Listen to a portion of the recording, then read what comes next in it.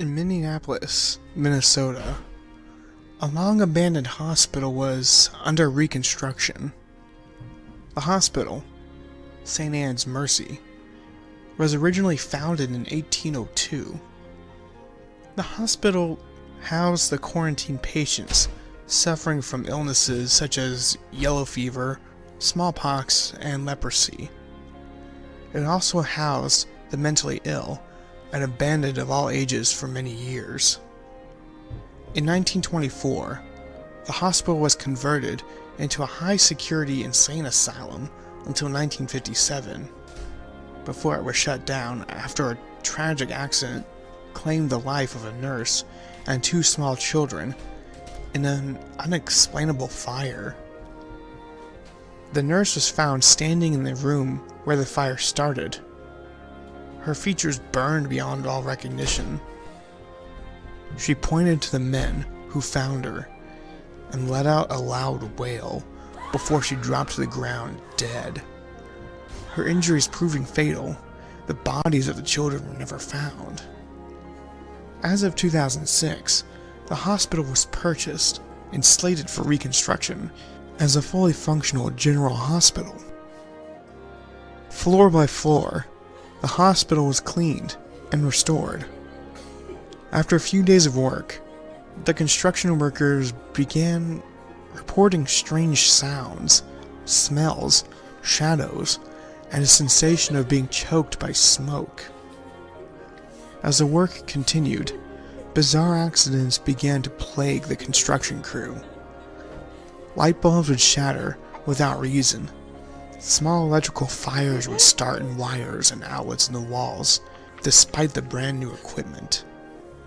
The elevator doors wouldn't open and would frequently get stuck between floors.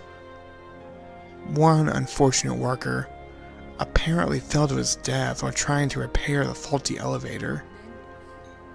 His body was found splayed and bloody at the bottom of an elevator shaft, a look of horror frozen on his face.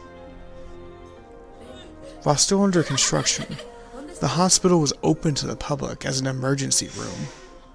The hospital staff was free to roam about all floors and wings of the hospital, with the exception of the children's wing, which was far behind schedule. Many workers refused to continue restoring the children's wing.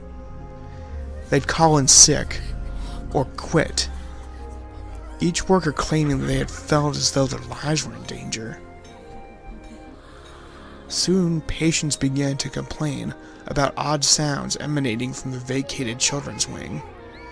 Complaints of children playing loudly were common, and then reports of screams and cries for help began to disturb the peace. The doctors and nurses insisted on hiring additional security to monitor the wing, and refused to allow the staff to use the empty room for storage, unless they had someone watching them. Several security cameras were installed in the wing, one in each hallway, one for both elevators, and one on the emergency staircase. The security guard hired to watch the monitors began complaining of headaches, nausea, nightmares, and paranoia. After only 6 days, the security guard was found hanging in his office after he had attempted to scratch out his own eyes. The screens on the monitors had been broken, with some black paint smeared over the display, and the recording videotapes had the film pulled free of the case and wadded up all over the office. There was a piece of paper found in the security guard's hands, which read simply, "She's still looking."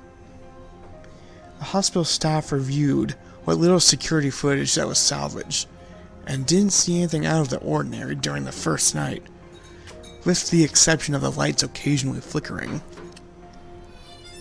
But on the second night, there were brief glimpses of two small children playing in the halls.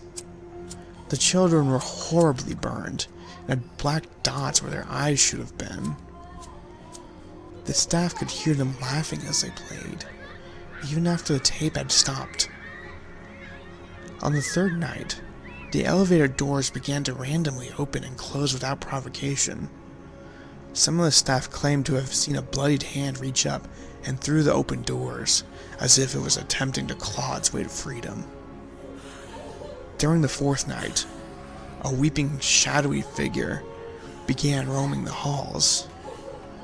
The figure was dressed in scorched rags and had black tears running down her face. As she roamed aimlessly, she would occasionally stop and look directly into the cameras before letting out a shriek of emotional pain. On the fifth night, the footage showed a gurney with a zipped body bag rolling down the hall. This footage was especially grainy and damaged, but there was no mistaking the image on the screen. The sixth night, the night the guard hung himself, the footage was oddly clear. The gurney and body bag rolled back down the hall without provocation, but the body inside the bag slowly sat upright, its head turning in the bag to look at the camera, and the footage suddenly cut to static. When it cleared, the body bag was now standing up next to the gurney. Static hit the screen once more, and the body was now closer to the camera. From inside the bag, the body let out a horrible wail of pain that grew louder and louder as it began twitching and walking directly towards the camera. The video stopped, and there was no additional footage. The hospital staff who witnessed the footage began complaining of the same symptoms as the security guard: headaches, nausea, nightmares, and paranoia. One by one, each witness began suicide attempts, sometimes successfully. As a precaution, the witnesses to the footage were committed to mental institutes for their own protection, and the children's wing of the hospital was walled off.